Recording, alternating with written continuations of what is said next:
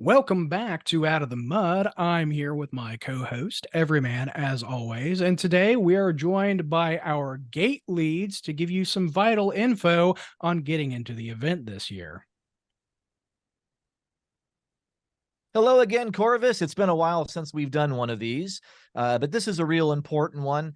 The gate is the very first experience anyone has when they come to Mosaic Experiment. It is your first Mosaic experience, if you will, and not everyone knows exactly what a gate lead is and what a gate lead does. Well, we have both of our gate leads here to tell you that, Squeezie and Zoe. Why don't you let us know what a gate lead is? Zoe, why don't you tell us first? I would define the daily practice of a gate lead as pivoting while herding cats. There's a lot of creative problem solving. We update like all of our paperwork and that waiver you sign. We do some internal wrangling within our team. Squeezie is sort of our internal communications guru. They are the one who often is herding cats within the morgue. And then I am herding the cats who are volunteers and participants outside the morgue primarily. Like we'll do a little of both, but that's sort of the typical division of duties, I suppose. Gate leads are also for being in charge of the early entry. And we're the ones that you get to have all the conversations with about whether or not you can come in early. And that means that we're also in charge of keeping population under control in the beginning, but at the same time, making sure we have enough people to build the event before everybody else arrives. So it's a lot of communication back and forth. The amount of emails and conversations I have going on at once is ridiculous. But that also means that we have to manage all the deadlines and try to make everybody happy, which just isn't possible. But we do our best to accommodate as many people as we can, but we can't just accommodate everybody. Thank you, Zoe and Squeezie. A lot of people in the community just really aren't familiar with our various positions and what people do. So, I mean, that was a pretty good summary of what gate leads do. So say, for example, I'm brand new to the event, which is very typical now for some people in our community. We have a lot of new people coming every year. So say, for example, I just bought a ticket to Mosaic. I've never been to Mosaic before. Maybe I've never been to a Burning Man event before. So what do I need to know to get through gate and have a good experience? What do I need to have on my person? What do I need to be aware of? So if you're the first time ever coming through gate and you've never been with us before, the one more important thing that you need to remember is that you need a valid legal ID that matches the name that you purchased your ticket with. If you do not have that, then we don't really know who you are or can verify that you actually have a ticket. All I need is a driver's license, a valid ID. That's it. How about my ticket? We urge you to print a copy of your ticket. That can be the email confirmation from Brown Paper Tickets. That will help us in the event there's some reason it's difficult to locate your records. At the very minimum, download a copy, like screenshot your email from Brown Paper Tickets and download it to your phone. We also recommend downloading directions to the event because GPS is not 100% reliable all the time. So, be prepared to go low tech. Now, there is the thing about dead names, and we actually respect dead names, and we don't ever want to dead name anybody. And there's an easy way around it. You can just email gate@mosaicexperiment.com and let us know that, hey, the name on my legal ID is not my name. Please don't refer us to that name. And we'll make a note to make sure that you are respected at gate. Not dead naming people is super important to us. So please send us an email. That's the best way to make sure that we have a record of that. That will prevent problems at gate. If I'm going to Mosaic Experiment for the first time, or even if this is a repeat visit and I'm a veteran burner and I want to get through gate, I really just need a valid ID and I need either a downloaded copy of my ticket or a printed copy of my ticket, and all will be right as rain. That's correct. We no longer require vaccination proof to be able to enter Mosaic Experiment. But one of the more interesting things are the things you can't bring to Mosaic Experiment. For instance, you can't bring your own firewood. We actually give firewood to theme camps who ask for it. You cannot bring fireworks. And you cannot bring firearms. And the other thing is that you can't bring pets. If you have a service animal, you need to email us and let us know, so that way we can accommodate and go through all of that, but it needs to be ADA certified service animal. It cannot be a companion or an emotional support animal. Thank you for adding that. Yes, if you do have a service animal that you need with you at Mosaic, now is the time to tell us, so that there are no surprises. We do permit that. If that is a legally required ADA accessibility issue with you, we will permit that, but we do need to know about it ASAP. Email gate@mosaicexperiment.com, please. We don't want to find out at the gate. We need to know in advance. What are some of the situations where people coming into the event will be turned away at the gate? So, situation where you could possibly be turned around at the gate is you didn't purchase a ticket. There is no gate sales. You have to pre-purchase your ticket to be able to enter. If you do bring firearms or fireworks or a companion animal that is not ADA certified, we will request you to go take them back home. What happens if I show up late? Something happens with my car. I run out of gas. I got to get towed. Car problems, or I don't know, there's some hippies that I'm traveling with and they took forever to get ready, and then I showed up 2 hours after gate closed. What happens to me when there's no one at gate and I arrive really late at night? Communicate as early as possible regarding delays. That will maximize your chances of us being able to work with you. Some things to be aware of: even if we are able to make an exception for you, you will not be able to drive into the event after it's dark. You will be able to park your car, like take your essentials. You know, if we are able to check you, and you can take your essentials, make camp, and then go back once the sun comes up and gate opens again, and then you can unload the rest. And it's really important to understand that if you are not checked in and if you do not have a wristband, do not go past the gate. End of discussion. That will officially call you a gate crasher. And we reserve the right to eject you from the event and possibly have other consequences if you go ahead and just barge through our gate when you haven't been checked in. This is once again back to the liability issues and making sure that we have all of our T's crossed and our I's dotted. But there is car camping out there for late arrivals. The sign actually says late arrival camping.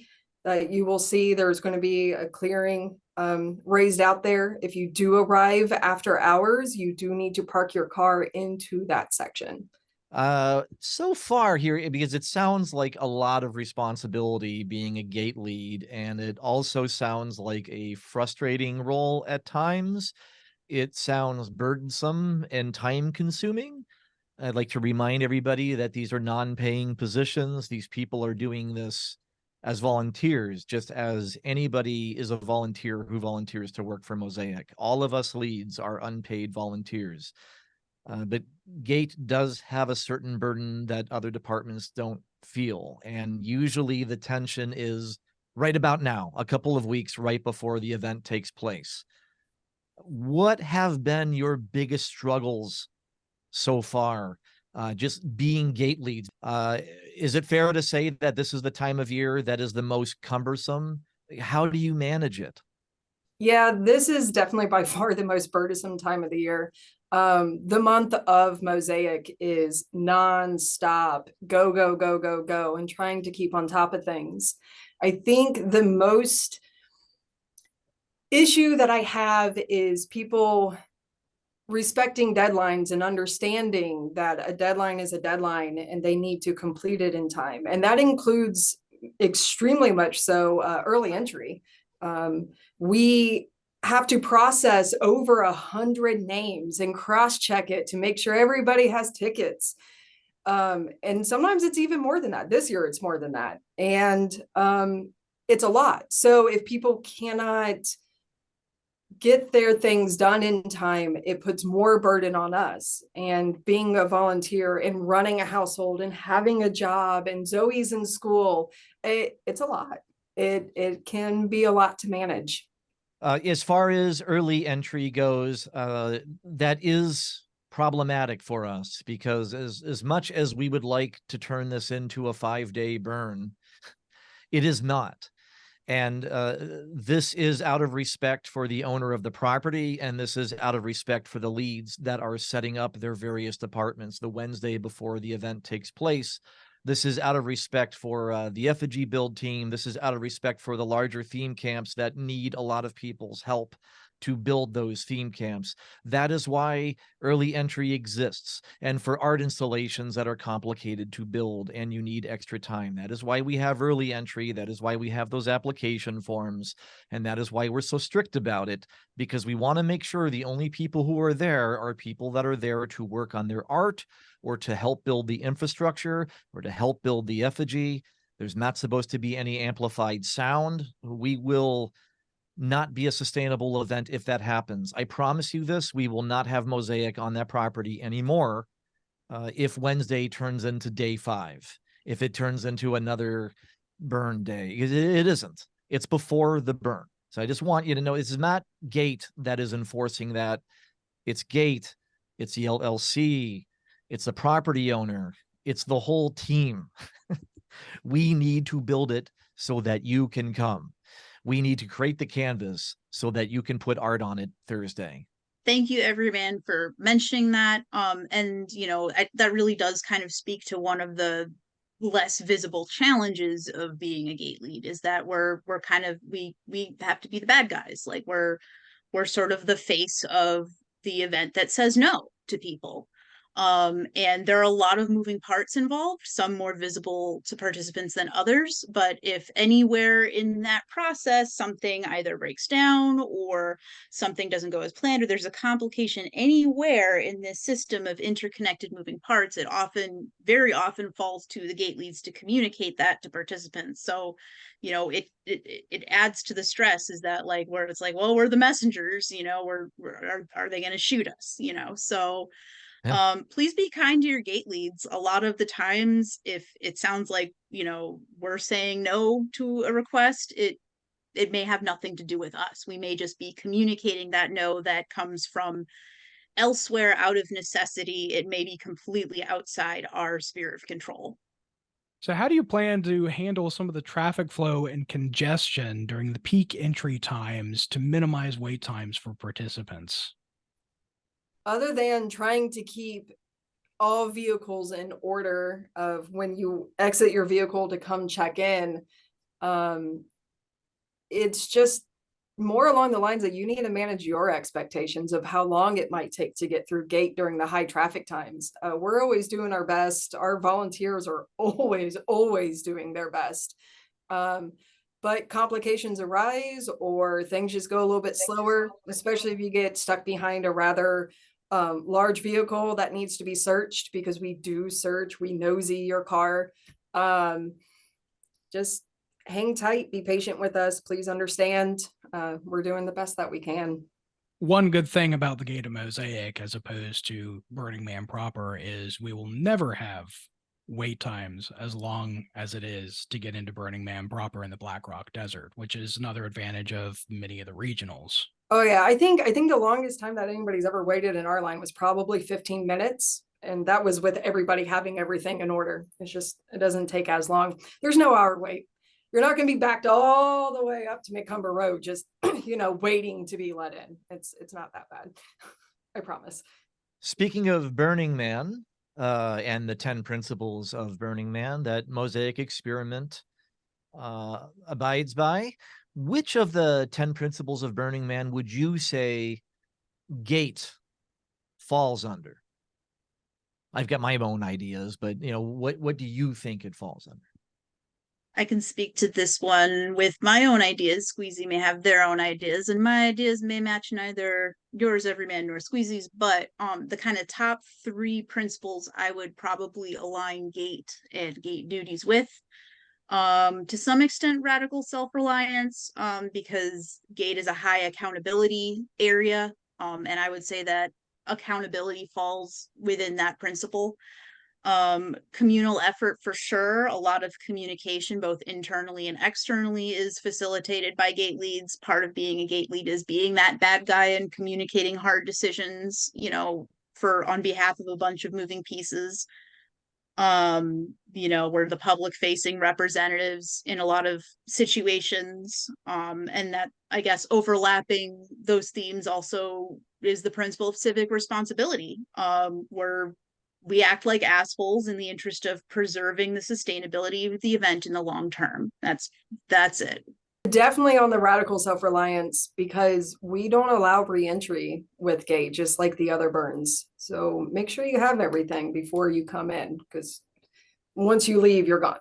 And if there's any reason why somebody does need to leave and come back, if there is a legitimate reason for that, if you end up getting a text, an urgent phone call, some work-related thing, we understand these situations. And if you have to do it mid-event and you know this now, send an email to Gate and let them know, and don't surprise us. The less surprises we have to deal with, the better, because then we'll already have it documented. Because Squeezie and Zoe are not on gate duty the entire time the event is taking place. We have gate volunteers, and those volunteers are not going to know everything that they know. They're going to know what's written in front of them. So if there is a certain shift that somebody is volunteering for and they already have it written down that one of you needs to get out and come back in, it's great to already have that information in advance. And I appreciate both of your answers to the 10 principles question. I noticed more and more principles were getting added, and it just makes me realize that in a way, no matter what, all 10 of these principles do seem to interact with each other.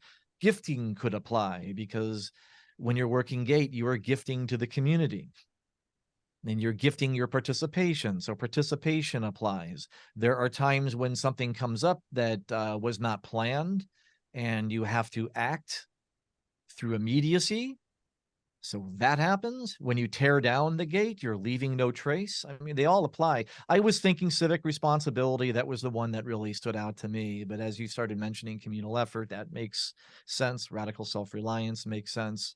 Do you have other questions, Corvus? I know that you got a few that aren't on this list. So what's unique about the gate at Mosaic, if you compare it to like the gate at other burns and everything? What's unique with Mosaic's gate as opposed to, say, if you go to Lakes of Fire or to Alchemy? One unique thing about the Mosaic gate, especially compared to Lakes of Fire, if you've ever been there, is you are expected to get out of your car. At Mosaic Experiment, you need to walk up to our actual gate tent and be checked in to be wristbanded, as well as sign the waiver.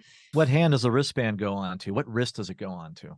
It goes on the right wrist. One thing that I think is important, if you have been to other regionals, but this is your first Mosaic, try not to form your expectations based on what other regionals are doing. Like, we are a smaller event and a more low-tech event than a lot of other regionals, because we don't have reliable connectivity even for a hotspot. So we're very much like a paper records bunch of people at the gate. It's not because we're Luddites, it's out of necessity. So we'd love to have like an efficient, slick online check-in process someday. That's not possible with the local infrastructure around Reclaim right now. As far as, expectations about what that process looks like, please just be prepared to do things in a low-tech way, I guess, with us. And that may mean bringing a paper version of your ticket. Can you tell us about like a memorable moment or interaction that you've had while working at the gate that's made you appreciate the role more? I think my favorite thing that I've done is we created a feud between greeters and gate just because we could. And gate has a sign that says no greeters beyond this point. And so for the greeters to come up and use the porta potty that we have up at gate, they must pick up said sign and carry it with them, because otherwise, you know, how else are they going to get beyond the point to go where they're going? It's all out of fun and banter, but I had one volunteer from greeters that really sold it last year, and it was pretty phenomenal. It makes it more fun to be able to interact in a playful way where people like forget that, oh yeah, they can be total fucking dicks, but they're funny. Gosh, best interactions. I think what was funny, this was a gate lead related interaction that did not occur at Mosaic specifically, but it did involve the rivalry with greeters. I took my daughter to her first burn. She came with me to Lakes of Fire this summer. She's 12. She had the best time ever. It was super fun seeing her feeling herself, and I thought, let's get her into volunteering. So she accompanied me to a gate shift. I was like I signed up to lead a gate shift early in the morning when I didn't think anyone else would want to do it. And then you know, we also Mistress Colleen, who's one of our greeter leads, is also a greeter lead at Lakes. So Colleen suggested, hey, like, you can sign up your kid at for like our apprentice greeter program. And I said, cool. So we signed up, and my daughter came to me after like experiencing both, and she was like, Mom, you know, she was really worried that I'd be like terribly disappointed in her when she informed me that she slightly enjoyed her greeter shift a little bit more because there were other kids to talk to in the time of day. And it was just, I understand why. I told her I didn't take it personally. She was like very concerned that the gate versus greeters rivalry was like a core part of my identity, and that I'd be disappointed in her as my offspring that she enjoyed her greeter shift so much. I mean, it seems to be like, because even my son Char, who comes to Burns, even he's a greeter. But say la vie. Well, they are the future leaders of the Burns, and this is why we're an all ages event, because a lot of these children do end up being volunteers, usually volunteering for the departments that their parents are volunteering for, but sometimes the ones that they're not, because they are exercising independence, and that's okay.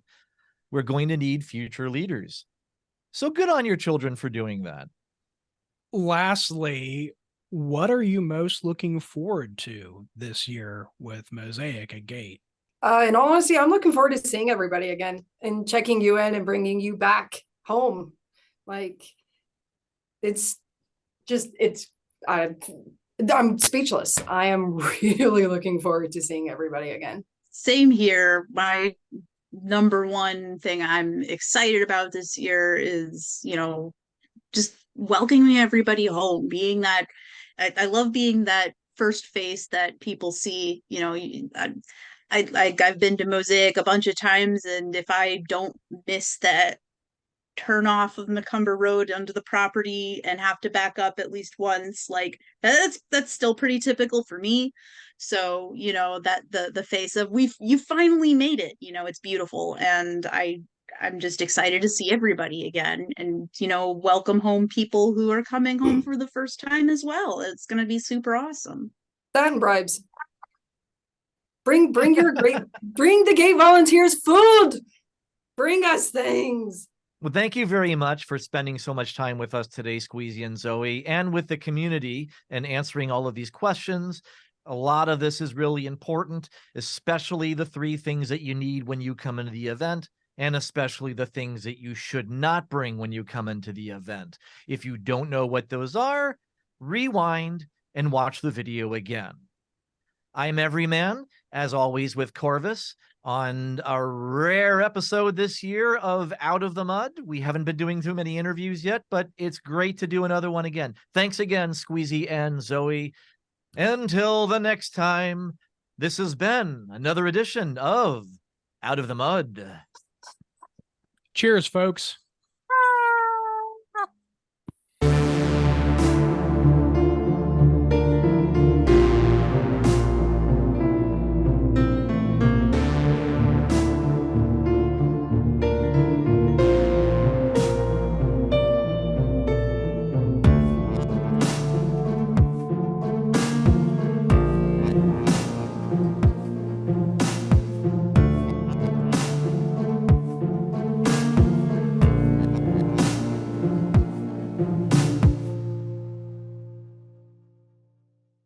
a little cream in the back of my throat.